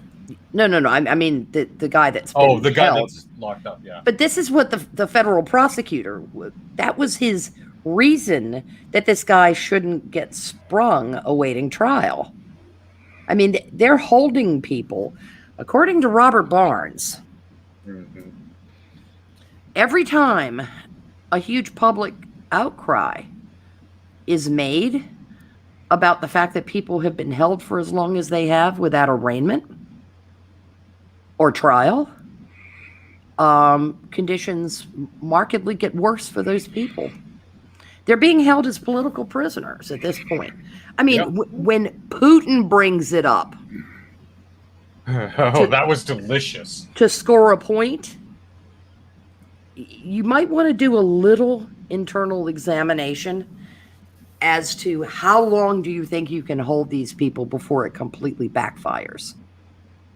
These talking fucking mashed potato heads at places like CNN or TYT, like, oh look, conservatives are cheering for Putin. No, you fucking moron, because he's saying right to the leader of the United States' face that he is calling him out. That monster, Putin, is calling out your president, you dense mother. As keeping political prisoners. Yeah. And the only argument they have is, Like, good job. we told you Russia was involved with Trump. Okay, no, stop. You've told us this. You never proved it. Stop it. Stop it. Listen, you blew it on fucker. Yeah, I mean, for all the QAnon, every single day on Twitter, blew it on. Yep. Was at it. It's today. Everybody got the memo. Everybody got the memo to say the same thing about the same thing. Yeah. And it's so predictable. You've got the check marks, and then you have all the people that follow the check marks, and most of the large ones. If you go to the trending page, most of the statements, if you check, they have 10, 15,000 followers or more, so they are getting the word spread to a good number of people, all saying the same fucking thing. Today, the memo was 35 years ago, Roy Cohn, who was also Donald Trump's lawyer, was disbarred. And today, Rudy Giuliani had his law license suspended. Coincidence? That is such bullshit. That is such. Most of those people don't even understand who Roy Cohn was or what his significance was in history. He's actually a pretty interesting guy. Just irritates me that people are so ignorant about that, and they throw that around like they actually know something. Most people know nothing about Roy Cohn. They don't. And it's just been 35 years ago. Do you think this is a coincidence? Yeah, that's what this is. That's what they call this. Yeah. It's called a coincidence. Yeah, that's right. That is the word for it. Yeah. Just like John McAfee, right? Coincidence. It's all coincidence. Nothing to see here. With McAfee, I don't think so. So, anyone else really curious about that? What was it? 31 terabytes that he promised? Yeah. I know nothing about it. So, functional, since you said that you don't know anything about it. When McAfee was arrested, he put out a message saying, yeah, I'm not going to commit suicide. If you ever hear that I commit suicide, it's bullshit. In fact, here's what's going to happen if I fail to do something.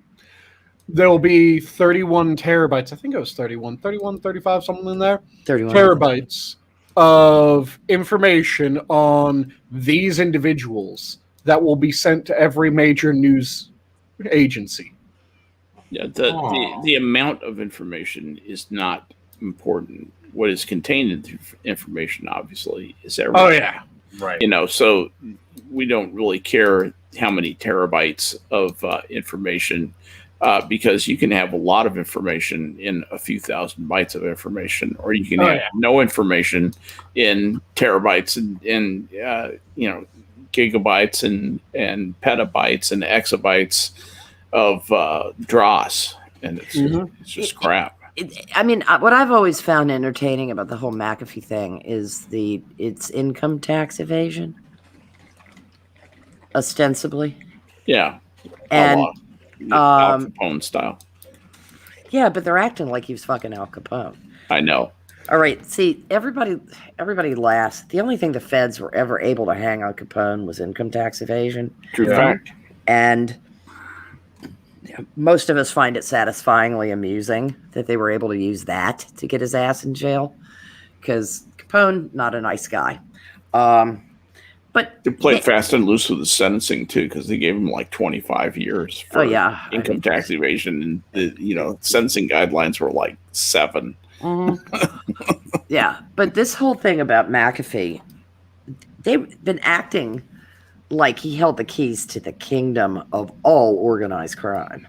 Yeah. I mean, they've gone, for all the upset within the federal government about this guy who didn't pay his taxes. Wesley Snipes didn't pay his taxes. Jesus Christ. And these were just state taxes, not even federal. Yeah, but it's just the entire... It doesn't make any sense. What McAfee did is he told a lot of stories about a lot of things the government was involved in. And if you don't want to make it look, Junior G-Men, here's the problem. Back in the day, the feds used to know how to pull shit, and it was pretty spectacular, but it didn't leave a trail of coinky-dinks everywhere. J. Edgar Hoover was keeping files on everybody and their goddamn mother, including, I think, Mary, Mother of Jesus. Nobody knew about it. I wonder if he kept a file on himself. I wonder if one of his underlings had a file under, Guess who likes to dress in women's clothing? Yeah. Let me see the makeup. See, the McAfee but they used to be able, they whacked DM. They did, they did. They did shit like that.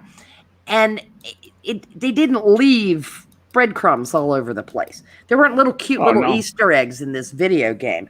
These goddamn jacklegs are so stupid. So and incompetent. Bad at conspiracy.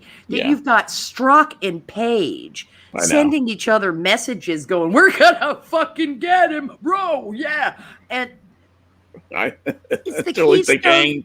Gang who couldn't shoot straight. We're going to say the same thing. It's the fucking Keystone Cops. Right, exactly.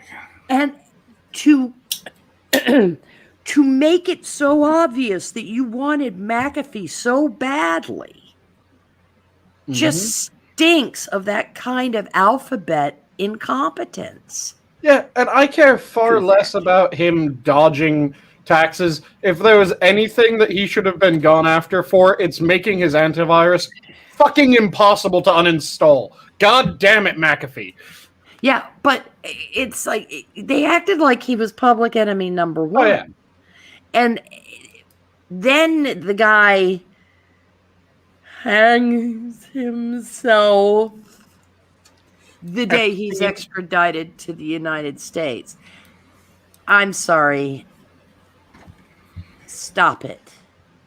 Or as Eric Weinstein said, well, it was Konstantin Kisin, the British humor comedian who does trigonometry. He made the greatest comment. He said maybe 15 or 16 more high-profile multimillionaire people who've crossed the government in some way or another end up dying this way. Somebody will take an interest. Yeah. Maybe then. Well, you know Maybe. they've been doing this for a long, long time. I always like to bring this up, but Dorothy Kilgallen, Oh, Yeah. yeah. she got a case of the SADS and took a bunch of barbiturates and just happened to die. She sure did. Just Who when could she was she on the cusp of an interesting expose, she was about to go Yep. public with. It was Jack Ruby that she got time with, right? Yeah. Oh yeah. Yeah, Yeah. she was going to bring out stuff about the Kennedy assassination. Well, Lord only knows what Well, she was until she got a case of the SADS, or Yeah, the she pre-Clintons, got or whatever the- we're calling it. suddenly just committed suicide. And this is a woman who was famously sunny and upbeat, and nobody. it's Yep. weird how depression can just attack you like that, isn't Yeah, it? it wasn't like Yeah. Maryland. Maryland Marilyn had some toys in the attic. had toys. Thank you. You made me choke. Sorry. She was nutty enough. I still don't know whether they did her too. They could have, because Wonder what she had enough problems that she might talk under the influence and tell some things that she wasn't supposed to. But it's like Operation Northwoods. I actually do think they got rid of Marilyn because Yeah. of something that she was going to do with the Kennedys. Yeah, Going to make things embarrassing for Ted Kennedy or somebody. I wonder what dirt Robin Williams had on the Clintons. Bill was a huge fan of his. I mean, draw your own conclusions, people. yeah. What did McAfee's antivirus not work right on one of the Clintons' computers, and they had him done? I don't know. But Operation Northwoods. Look it up, boys and girls at home. It is fun. Viva Barnes had a lovely little video on this. I'm loving him more and more these days. Well, Isn't he a good find? Well, and the number of bullshit, because Robert Barnes is up to date on his shit. I have to thank Prospero for that. By the way. He was like, okay, let's just talk about the fun things the government's been up to their ass in. Operation Northwoods is a fascinating little. Just read the wiki on it. It's a fascinating little synopsis there about what the Joint Chiefs of Staff came up with as a possible game scenario for Cuba.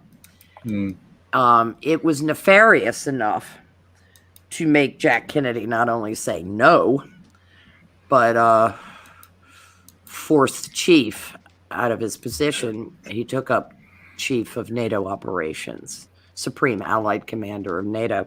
Wait, who was that? Oh, God. When was this?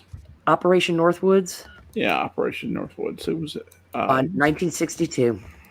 Who was the general in charge of that? It was. Hang on. I'll let you know. I can't remember his name because it's Lemnitzer. Did you happen to see No, that's Barn? not what I'm thinking of. Lyman Lemnitzer. And he ended up being Supreme Allied Commander of NATO after he was basically told to get out of Joint Chiefs, because what they came up with was gross enough to upset Kennedy. Oh, he got the SADS November 12th, 1988. Lemnitzer did? Yeah, General Lemnitzer. Oh, isn't that interesting that he got the SADS too? Yeah, it could be he kind of regretted that whole thing about Jack getting it in the neck in Dallas. Did you happen to catch Barnes debating Fuentes on Israel on the Alex Jones show?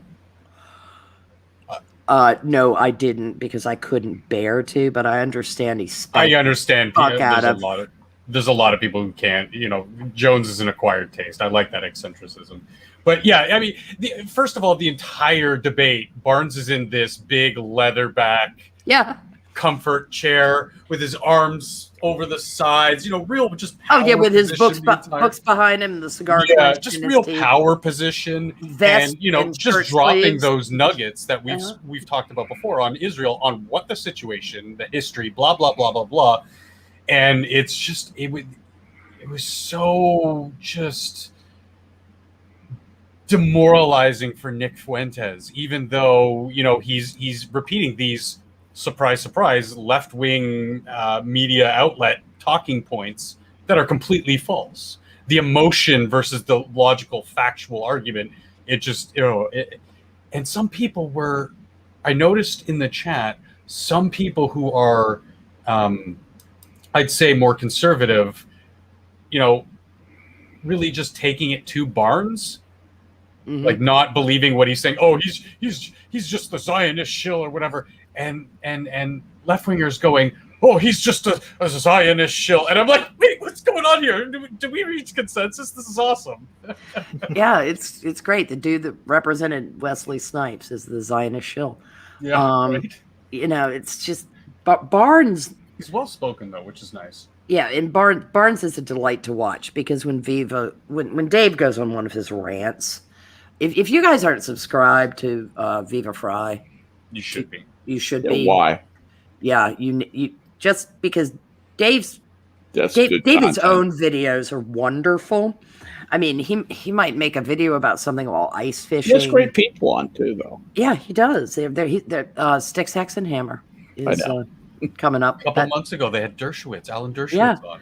Oh yeah, that was fascinating. That was absolutely fascinating. I got chills at points. Yeah, Dershowitz said he'd been watching David's content and was really impressed with his mind, and of course knew Barnes by reputation. Mm-hmm. And because Barnes is no lightweight. No, not at all. He's powerful law firm in L.A. and he is. Is it L.A.? I thought it was Las Vegas or Nevada. Well, he may be there now. He wasn't in LA at one point. The Barnes came to my attention with the Coventry case. Mm-hmm. Yeah. Because I guess Fox had him on.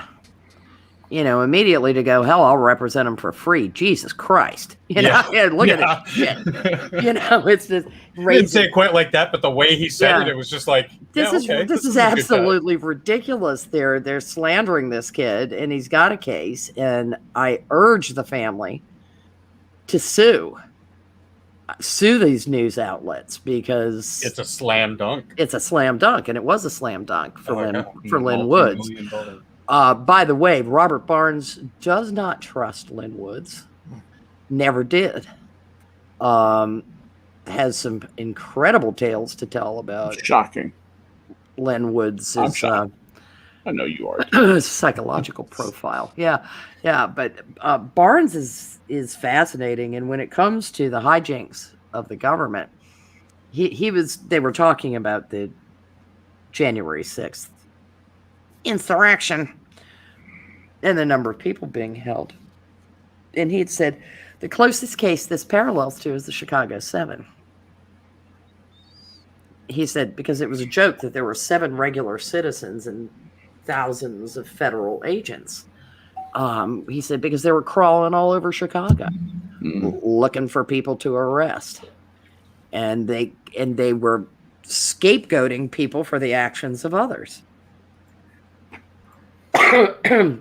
Look, it's kind of difficult because some of the people in the Chicago 7 were loathsome toads, but it wasn't exactly, the government wasn't respecting people's civil rights particularly.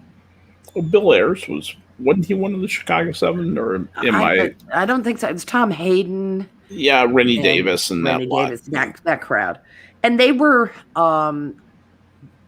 getting blamed for inciting the mob and all kinds of things when there was already plenty of incitement. I mean, the Democrats were doing a fine job of inciting the mob all on their own. by aggravating them. And it's those are the good old days. If you can find any documentaries on it or something, and you'll understand what Skeps in my youth was like.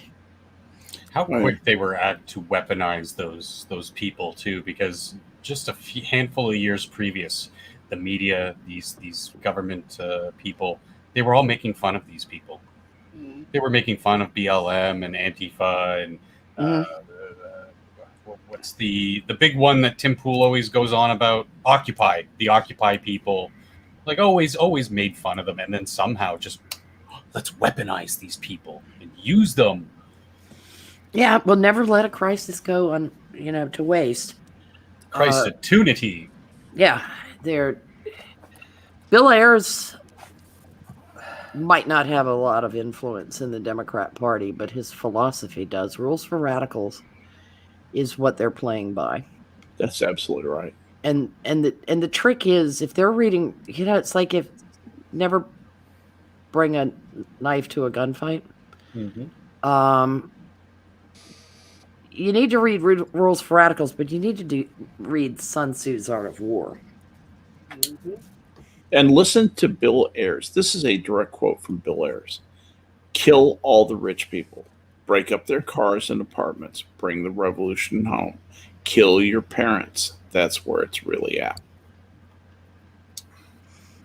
Yeah. Love song. So who do you think was more influential, Alinsky or Bill Ayers?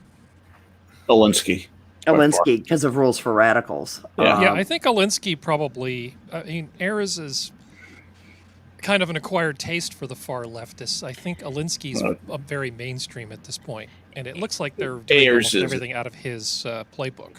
Yeah, Ayers is a prick all the way through it, and they even hate him on the left. And if he wasn't in with people like Rennie Davis, it's probably because he and Bernadine Dorn were trying to see how antisocial they could, make themselves even to their own allies. And they're heartbroken. Ayers is heartbroken to this day about the SDS dudes that blew themselves up. Oh yeah, David Golden and that bunch just in what was that in 5 Point in Manhattan? I think so. It was down there in Soho or 5 Point or someplace down there, and blew themselves up making bombs. Yeah, that was one of the Weatherman bombings, right? Yep. Yes. David Gold was one of the oopsie daisy big bomb makers for them, and they probably were just messing with a bomb that had already been made. Yep. They're probably just scritch, back forth, and kaboom. To think we had a white supremacist problem that far back. Yeah. The weird thing about Golden in that I think the way that happened was after the explosion, he was still alive. He went to a different part of the apartment, and the apartment fell in on him and crushed him. That was a guy who really needed killing. He was a truly pathological prick. And that with the United States, that was a very good day for the United States. David Gold went down. That's the truth. Yeah, it's kind of interesting though, because when you start thinking about what the government has been involved with informants and active infiltrators, just what came out in the Revolver story about the plot again in air quotes to kidnap Christine Whitmer. Mm-hmm. Gretchen Whitmer. Christine Todd Whitman. Gretchen Whitmer. Gretchen the Karen. It appears that the Fed came up with the idea to kidnap her. What they were planning on doing is storming the Michigan Capitol building. Well, why do that when you can do this? And so they're got these guys on conspiracy to commit a kidnapping of the governor, and they didn't come up with the idea. Fed did. Tonight on NBC's To Catch a Pleb. Yeah, and that occurred in November.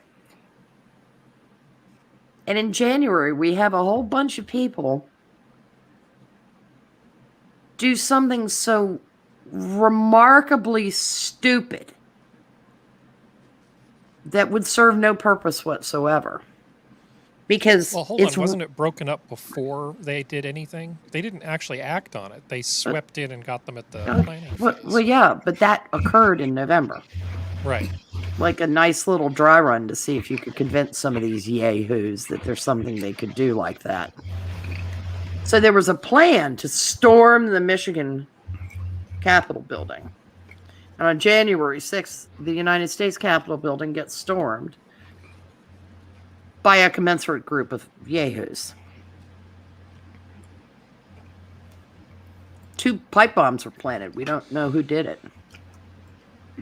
All our planted desultorily. Yes, all our sophisticated technology.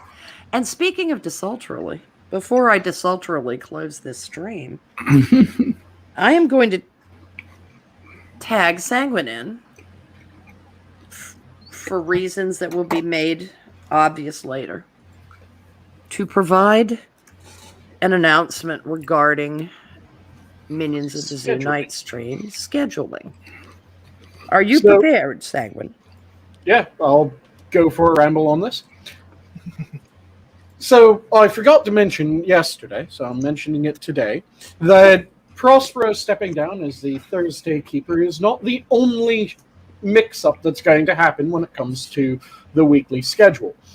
I'm going to be shifting to Friday nights rather than Wednesday nights, and one of our old school keepers, in fact, our very first keeper, is going to be returning to keeping duties, and that is Hammer. The one-ton Hammer is going to be taking over Wednesday night, and he's going to be doing the show with...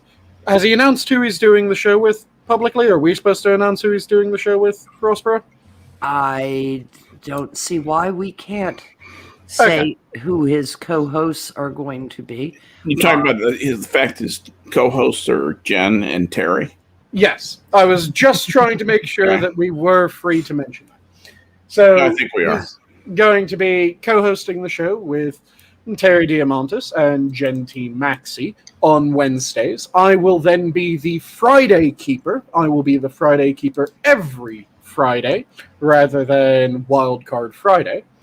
And he will be the Keeper every Wednesday. Thursday, after Prospero steps down, will be a Wildcard night. So Thursday Wildcard will become the standard.